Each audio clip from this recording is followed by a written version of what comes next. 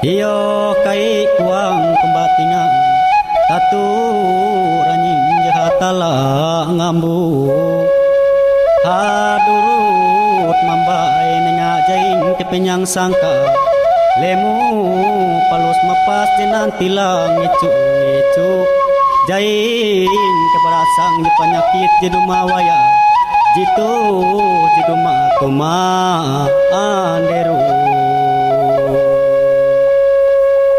Oh, na na na na. Oh, na na. Saya baru sampai tanya Pak Camat, ada berapa kebun di sini? Ada 9 kebun perusahaan. Wilmar. Terus apa lagi Pak Camat? Minama Sinarmas. Harapan saya kalau membantu jangan 50 kilo. Kalau 50 kilo ditolak aja Pak Camat. Selamat sore, kami kebanjiran. Pak Jokowi, kami tidak butuh sembako. Saya karena asli orang daerah Kalteng. Sebelum saya lahir, terus saya umur 5 tahun, 7 tahun sudah biasa main di tengah jalan di tengah-tengah jalan itu ketika banjir. Tapi ketika musim penghujan seperti ini banjir terbesar, kejadian terbesar selama 50 tahunan. Bu Menteri yang saya hormati, dari hasil reboisasi itu berikan data sudah berapa ratus ribu pohon yang tertanam, diameternya sudah berapa dan letaknya di mana saja. Ini akibat curah hujan tinggi di hulu dan curah hujan begitu tinggi, terus sungai tidak dapat menampung lagi karena curah hujan tinggi, tidak menampung debit air yang curah hujan begitu tinggi ini, sehingga terjadilah banjir. Dampak yang pertama itu akibat intensitas hujan tinggi, nah terus sungai ini tidak mampu menampung sehingga meluap sehingga terjadilah banjir. Saya kebetulan masa kecil saya di Kolokoyan sudah pernah terjadi, bahkan di beberapa daerah lain yang pernah kami hidup di Mendawai, di Pangkobar itu pernah juga, bahkan mandi di jalan udah biasa. Masyarakat Kalimantan Tengah, tentu masyarakat yang di pinggir sungai ini adalah masyarakat yang sudah terbiasa dan tangguh untuk menghadapi banjir. Dan menurut saya saatnya negara berpihak pada rakyat dan kaum adat. Selaku gubernur, selaku bapak orang banyak, saya menginstruksikan supaya berhati-hati, menghimbau menjaga diri. Apakah waktu banjir ini jangan sampai anak bermain lepaskan sendiri. Banyak mana ngeluarin izin? Ibu sebelum jadi menteri atau ibu sudah jadi menteri? Saya jawab aja Bu. Datanya nanti saya kirim datanya aja pada di yang terhormat. Halo guys, bertemu kembali di channel Asang Dayak Kalteng. Salam sehat untuk kita semua dan tetap semangat. Oke guys semua dimanapun Anda berada, kali ini kita akan membahas beberapa hal. Yang pertama mengenai banjir dan pasca banjir, yang kedua terkait dengan statement Pak Gubernur Kalteng Bapak Agustin Teras Narang tentang izin HTI, dan Bapak Lanyala Mahmud Mataliti Ketua DPD RI yang sedang viral saat ini. Dan mereka tiga ini sangat berkaitan terkait dengan investasi yang ada di Kalimantan Tengah ini, dan juga kait dengan kewenangan Kementerian Kehutanan dan Lingkungan Hidup. Nah, tapi sebelum membahas lebih dalam itu, saya juga akan nanti tayangkan juga video terkait dengan rapat Komisi 4 DPR RI yang dipimpin oleh Bapak Dedi dengan Ibu Siti Nurbaya, Menteri KLHK. Sengaja saya tayangkan video di kanan kiri ini, video tentang banjir. Sebelum Anda menyaksikan pembahasan dan beberapa video yang saya cuplikan, terlebih dulu Anda tenyek subscribe, tenyek like, tenyek tombol loncengnya biar berbunyi noneng menandakan bahwa video saya yang lainnya akan hadir di channel YouTube Anda dan viralkan video ini. Let's go.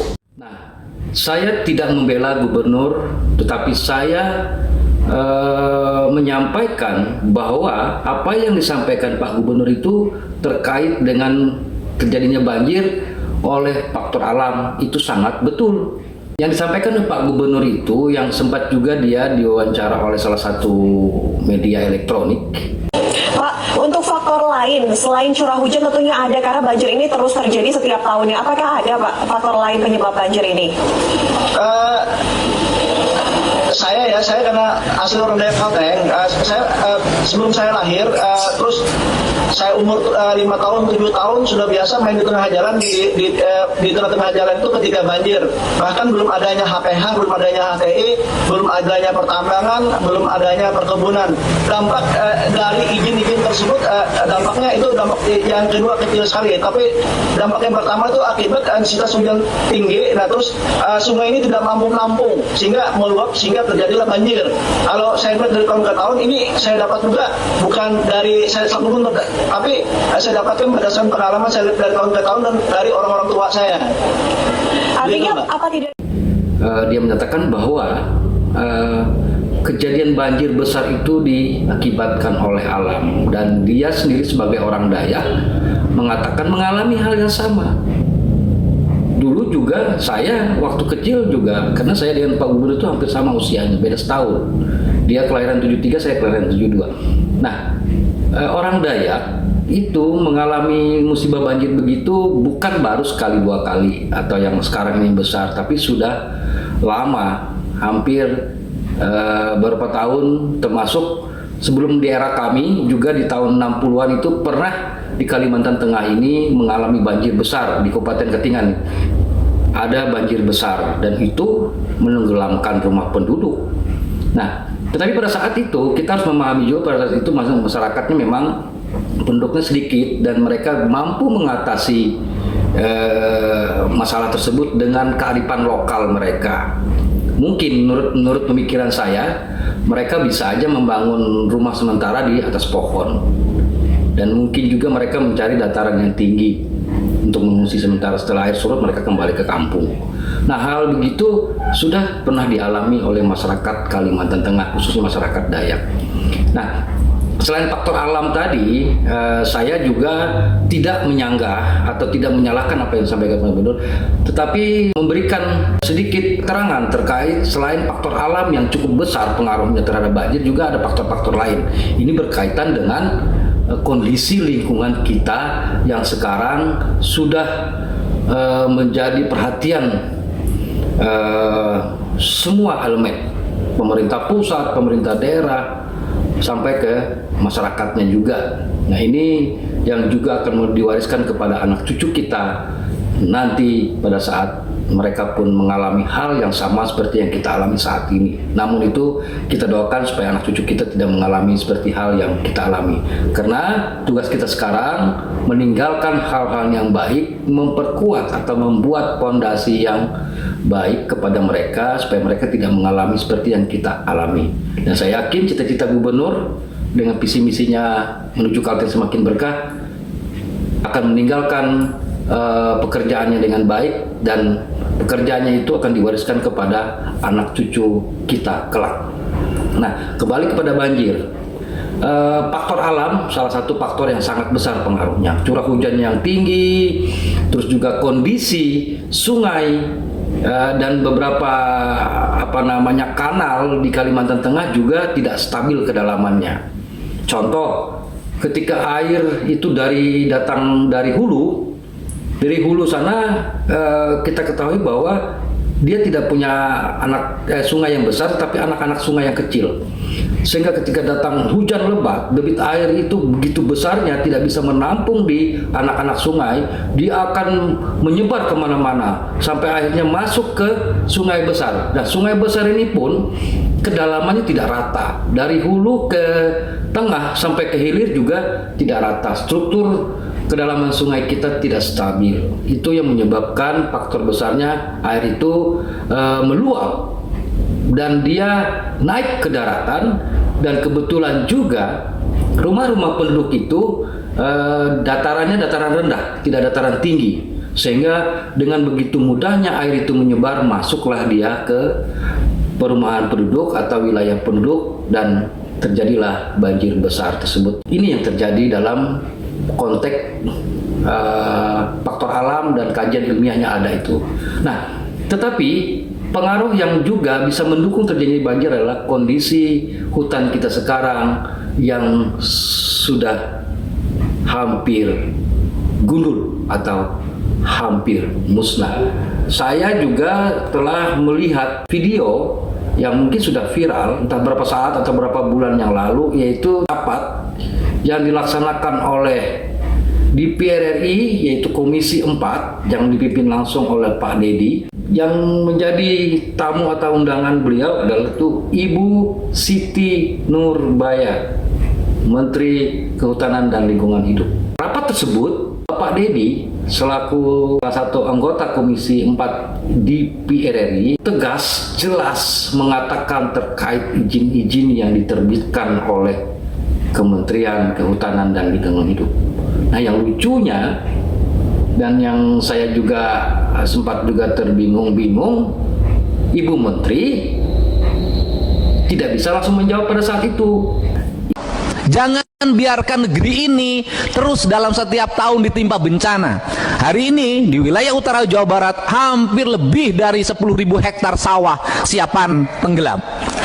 Bu Menteri, banyak mana ngeluarin izin masa kepemimpinan Ibu dan sebelum kepemimpinan Ibu? Kita sudah menahan begitu rupa, Ketua. Kalau lihat datanya zaman Maksud saya jauh banyak mana ngeluarin izin Ibu sebelum jadi menteri atau Ibu sudah jadi menteri? saya Jawab aja, Bu. datanya nanti saya kirim datanya aja pada yang terhormat. Inilah yang mungkin menjadi permasalahan carut marut terjadinya banjir yang ada di Kalimantan Tengah, dan mungkin di daerah-daerah lain juga akan mengalami hal sama apabila investor yang hadir di daerah itu tidak melaksanakan kegiatannya sesuai dengan aturan atau regulasi yang ada. Nah, ini juga salah satu faktor, karena harus diakui bahwa hutan dengan tumbuhan-tumbuhannya, kayu-kayu yang besar dapat menahan dan mencegah terjadinya gelombang air yang deras masuk ke daerah wilayah tertentu. Dia akan menahan dengan kekuatan pohon yang besar dan akar-akarnya juga akan menyerap air itu sehingga air itu terhambat dan dia akan mengalir tidak deras dan tidak besar karena tertahan oleh hutan belantara atau pohon-pohon yang besar tadi. Nah, itulah faktor kenapa begitu cepatnya air itu dari hulu ke hilir masuknya, karena tadi hutan belantara kita sudah hampir musnah, terutama kayu-kayu yang besar sudah semakin habis. Itu dari faktor kehutanan. Nah, ditambah lagi dengan adanya pembukaan lahan. Anda tahu sendiri guys, bahwa pembukaan lahan itu ya jelas dia akan menebang pohon kecil dan pohon besar yang di areal izin dia. Nah, kita ambil contoh ketika land clearing dilakukan oleh perusahaan HTI atau perusahaan sawit atau juga tambang, dia akan membabat semua hutan, terutama HTI. HTI itu ketika diberi izin 2000 atau 1000, dia akan lakukan land clearing, namanya pembersihan lahan dengan menebang dan mengupas tanah yang ada untuk kepentingan penanaman kembali pohon-pohon tertentu. Nah, lain dengan sawit. Sawit itu dia diberikan kewenangan untuk membuka lahannya bertahap. Tetapi kalau sawit kan ada perlakuan berbeda dengan HTI. HTI ini kalau dia habis menebang, habis melakukan land clearing, dia menunggu beberapa saat ini, berapa jeda. Nah, itu bayangkan ketika kita bisa berasumsi begini. Ketika mereka melakukan pembebasan lahan, melakukan penebangan di sekelilingnya mungkin 1000 hektar, kan tidak hanya satu nih HTI ini, mungkin ada beberapa di Kalimantan Tengah ini. Nah, ketika saat itu hutan-hutan itu dilakukan land clearing, kayu-kayu kecil besarnya ditebang, tiba-tiba hujan deras. Nah, ya kan, itu yang saya maksud juga salah satu faktor yang mempengaruhi terjadi derasnya air masuk mengalir ke sungai ke wilayah dan ke daerah penduduk itu. Nah, lain kalau tambang batu bara atau tambang emas, mereka kan tidak membuka lahan besar-besar, mereka membuka lahan di mana ada potensi-potensi tambang yang ada. Itu bedanya ya dengan land clearing tadi. Nah, kalau sawit itu kan membuka lahannya, umpamanya mereka diberikan izin 1000 hektar, mungkin juga bertahap. Nah, karena itu tidak bisa dilakukan sekaligus, dan ketentuan itu ada di aturan perundang-undangnya. Nah, yang memang lebih besar dominannya pengaruh mengakibatkan derasnya air meluap dari sungai yang tidak bisa menampung debit air yang begitu tinggi, dia masuk ke pemukiman penduduk atau daerah pedesaan dan sebagainya. Yang paling besar itu adalah HTI. Pembabatan areal atau land clearing dilakukan HTI itu salah satu faktor yang besar mendorong percepatan air itu masuk ke wilayah-wilayah penduduk dan juga mengalir deras ke anak-anak sungai yang tidak bisa menampung, lari ke sungai tidak bisa menampung debit air yang begitu tinggi, dia menyebar ke beberapa wilayah, dan kejadiannya adalah di Kabupaten Katingan.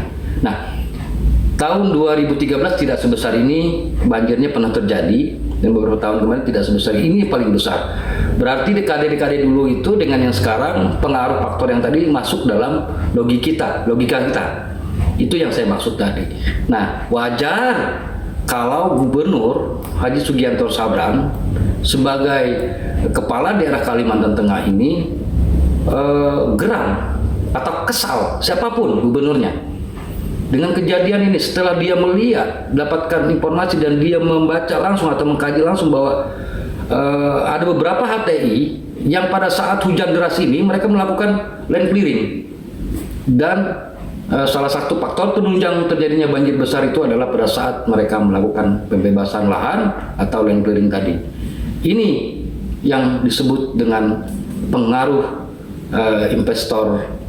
investasi di bidang HTI yang dikatakan oleh Pak Gubernur Kalteng.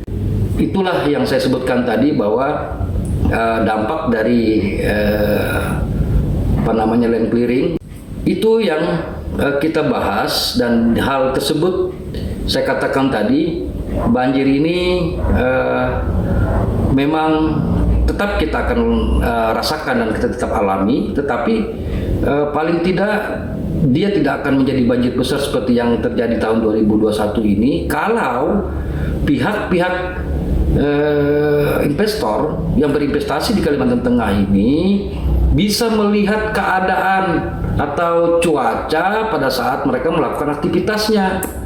Nah, ini juga yang harus dilakukan evaluasi dan melakukan kajian ulang dari Kementerian Lingkungan Hidup, agar pada saat membukakan land clearing harus melihat pada faktor cuaca. Itu sebenarnya. Sehingga pembukaan land clearing itu kalau dia tidak tepat akan menjadi faktor yang cukup besar mempengaruhi terjadinya banjir besar. Di situ kajian ilmiah dan logikanya. Nah, inilah yang terjadi pada saat sekarang. Nah, kita tidak tahu apakah pada saat banjir kemarin mereka membantu juga. Syukur-syukur kalau mereka membantu. Ya kalau tidak, bisa awas, kualat kalian. Baru sampai yang tanya Pak Camat, ada berapa kebun di sini? Ada 9 kebun perusahaan. Wilmar. Terus apa lagi Pak Camat? Minamas, Sinarmas. Harapan saya kalau membantu jangan 50 kilo. Kalau 50 kilo ditolak aja Pak Camat. Nah, pernyataan gubernur ini sangat sangat berpengaruh besar kepada kelangsungan hidup masyarakat Kalimantan Tengah. Sekarang, Gubernur Kalimantan Tengah dengan tegas mengatakan agar Kementerian Tanah dan Lingkungan Hidup jangan sembarangan memberikan izin. Terjadi sekarang, pada saat mereka buka lahan sekarang, saya mendukung cabut izinnya, kasih sanksi. Statement beliau di salah satu media juga didukung oleh Bapak Agustin Teras Narang, anggota senator atau di PDRI, dan Bapak Agustin Teras Narang bersama anggota-anggota DPD atau DPRD RI berjuang. Bayangkan berapa kerugian masyarakat. Rumah hanyut, rumah rusak, kebun dan sebagainya itu dianggap tidak berguna lagi. Kalaupun mereka mengolah itu mengulangi dari awal lagi. Itu kerugian moral, tenaga mereka juga terkuras habis ke situ. Itu fasilitas-fasilitas masyarakat yang rusak akibat banjir. Itu untuk masyarakat. Nah, banyak juga fasilitas-fasilitas publik yang rusak oleh banjir kemarin. Itu kan harus juga diperbaiki dan dibangun dan memerlukan anggaran yang besar. Nah, seperti kita ketahui, untuk APBD aja saya yakin tidak akan cukup, karena banjir ini bukan hanya dialami oleh salah satu kabupaten, hampir merata di kabupaten. Tidak cukup anggaran APBD. Pusing, Naning, Cinik, Gubernur Kalimantan Tengah memikirkan itu. Untuk itu, saya mengharapkan Presiden Republik Indonesia Bapak Joko Widodo untuk bijak menyikapi bencana ini atau musibah ini, memberikan anggaran APBN kepada Kalimantan Tengah yang diatur sesuai ketentuan yang berlaku. Yang diprioritaskan juga lah bahwa Kalimantan Tengah membutuhkan anggaran yang besar, dan ini tidak bicara omong kosong, ini fakta yang terjadi di lapangan. Statement yang disampaikan oleh kedua tokoh tadi, yaitu Bapak Agustin Teras Narang dan yang keras juga itu Bapak Haji Sugianto Sabran selaku Gubernur Kalimantan Tengah terkait dengan izin HTI, yaitu dapat respon positif atau dukungan dari Ketua DPD RI, yaitu Bapak A. Lanyala Mataliti. Beliau mengatakan Kementerian KLHK harus peka terhadap keluhan daerah, dan beliau mengatakan juga terkait dengan penerbitan seputaran izin HTI. Ini bayangkan ini, dua orang senator, Gubernur Kalimantan Tengah yang memang tahu kondisi wilayahnya, ngomongnya tegas yang ditujukan kepada Menteri Kehutanan dan Lingkungan Hidup Republik Indonesia. Semoga ini juga dapat menjadi perhatian kepada Kementerian Kehutanan, dan bukan hanya sebagai diakomodir, tetapi dilaksanakan dan dipenuhi keinginan daerah. Paling tidak ini membuat efek jerah kepada pengusaha-pengusaha HTI untuk tidak sembarangan melakukan land clearing yang tidak tepat pada saatnya, yaitu berpengaruh kepada keadaan cuaca. Dukungan ini oleh para pihak bukan hanya dukungan statement melalui pernyataan atau tertulis, tetapi kita ingin dukungan penuh dalam bentuk yang konkret. Ini sudah terjadi banjir besar ini, penerbitan izin pun sudah terjadi. Nah, yang kita harapkan dari anggota-anggota parlemen kita, anggota-anggota senator kita yang duduk di gedung DPR, gedung MPR, dan gedung perwakilan rakyat yang di Jakarta, untuk memperjuangkan dan merealisasikan bagaimana Kalimantan Tengah ini bisa pulih pembangunannya, terutama pembangunan di bidang infrastruktur. Hal itu terjadi akibat banjir kemarin, banyak infrastruktur kita yang rusak. Nah, hal ini juga yang menjadi perhatian saya selaku orang yang peduli dengan lingkungan serta peduli dengan pelayanan publik dan kebijakan publik, ikut ngomong, ikut nimbrung terkait dengan permasalahan ini. Saya melihat kawasan Kalimantan Tengah ini begitu luasnya. Saya mendukung terjadinya keinginan masyarakat di bagian barat sana untuk dijadikannya pemekaran. Itu salah satu faktor supaya pembangunan itu bisa merata menyentuh masyarakat. Kalau dengan kondisi sekarang begitu besarnya wilayah Kalimantan Tengah ini dengan geografis yang luar biasa, itu akan sulit dan akan lamban. Makanya kalau ada pemekaran itu salah satu faktornya adalah percepatan pelayanan, percepatan pembangunan, percepatan juga dalam hal koordinasi dan komunikasi dengan pihak-pihak yang ada di daerah-daerah terpencil. Di samping itu juga saya berharap